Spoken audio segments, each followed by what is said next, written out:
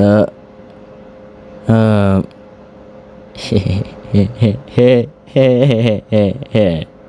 Okay, aku kali ni nak bahas 4 tim yang hampir dapat Golden Road.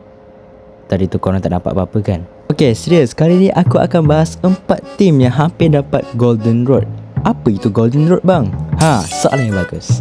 Singkatnya, Golden Road itu adalah memenangi semua turnamen yang ada pada tahun itu. MPL, MSC, M-Series, semuanya diorang babas.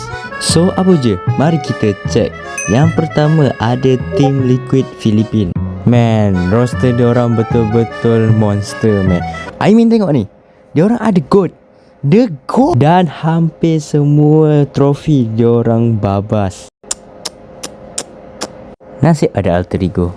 Next ada Onyx ID yang hampir mendapatkan M5. Tapi sayang mereka menjadi runner up kerana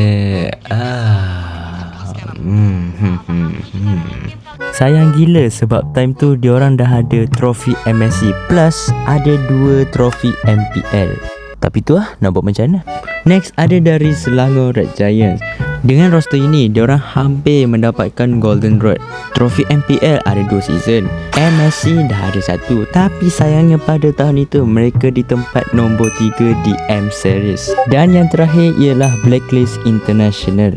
Dengan meta UB, diorang sepatutnya boleh dapat Golden Road. Tapi tak tahu kenapa di M4, performa mereka menurun.